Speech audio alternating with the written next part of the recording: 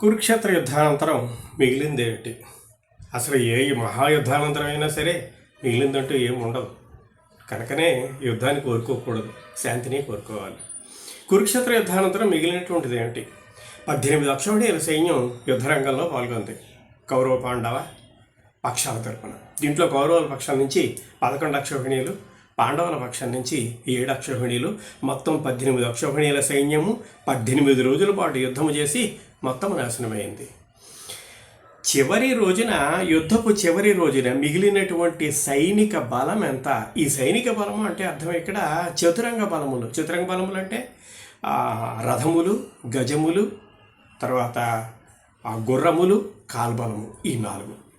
వీటిలో యుద్ధము చివరిలో 2000 రథములు మిగిలాయి, 700 ఏనుగులు మిగిలాయి, 500 గుర్రములు మిగిలాయి, 10,000 సైనిక బలము, కాల్బలము మిగిలింది.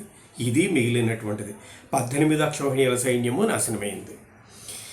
యుద్ధము చివరిలో దుర్యోధనుడు ఒంటరిగా మిగిలి అతడు ఒక జలస్తంభని విద్య చేత ఒక మడుగులో దాక్కోవడం, అతడిని మాటల చేత రెచ్చగొట్టి బయటికి రప్పించి భీముడు తర్వాత దుర్యోధనుల మధ్య గదాయుద్ధం ఏర్పాటు చేసి ఆ యుద్ధములో భీముడు దుర్యోధనుడి యొక్క తొడలు విరగొట్టబడడంతో మొత్తం భారత యుద్ధం సమాప్తమయ్యింది. భారత యుద్ధానంతరము మిగిలినటువంటి వాళ్ళు ఎవరు? పాండవ పక్షం నుంచి పాండవులు 5, ధర్మరాజు, భీముడు, అర్జునుడు, నకులుడు, సహదేవుడు. ఈ 5, కృష్ణుడు, సాత్యకి, యుయుత్సుడు అనేటటువంటి రాజు. ఈ రాజు కౌరవ పాండవ యుద్ధానికి ముందే, కురుక్షేత్ర యుద్ధానికి ముందే పాండవ పక్షాన్ని చేరినటువంటి వాడు. మొత్తం 80 మిగిలారు పాండవుల తరపున. మొత్తం అతని యొక్క సైన్యము 7 అక్షౌహిణీల సైన్యము నాశనము కాగా. ఇంకా కౌరవ పక్షం నుంచి కృపాచార్యుడు, కృతవర్మ, అశ్వత్థామ 3 మాత్రమే మిగిలారు. అందుచేత ఎప్పుడైనా సరే ఏ యుద్ధమైనా సరే యుద్ధానంతర పరిణామాలు చాలా దారుణంగా ఉంటాయి. అందుకే ధర్మరాజు యుద్ధాన్ని కోరుకోకుండా అతడు యుద్ధ విముఖుడు, శాంతిప్రియుడు, అజాతశత్రుడు, ఇవన్నీ ధర్మరాజుకు ఉండేటువంటి లక్షణాలు.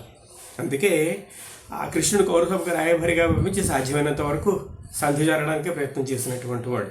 ఎందుకంటే యుద్ధాంత పరిణామాలు ఎంత దారుణంగా ఉంటాయో అతనికి తెలుసు కనుక. కానీ అనుకున్నట్టుగా జరగదు, యుద్ధమే జరిగింది, మొత్తం నాశనమైంది. అసలు పరిపాలించడానికి ప్రజలేరి. అప్పటి రోజుల్లోనే కాదు, ఇప్పటి రోజుల్లో కూడా యుద్ధానంతర పరిణామాలు చాలా దారుణంగా ఉంటాయి. ఆర్థిక వ్యవస్థ మీద, ప్రజల ఆరోగ్యం మీద తీవ్రమైనటువంటి ప్రభావాన్ని చూపిస్తాయి. కనుక ఎప్పటికైనా సరే యుద్ధము కంటే శాంతే చాలా గొప్పది.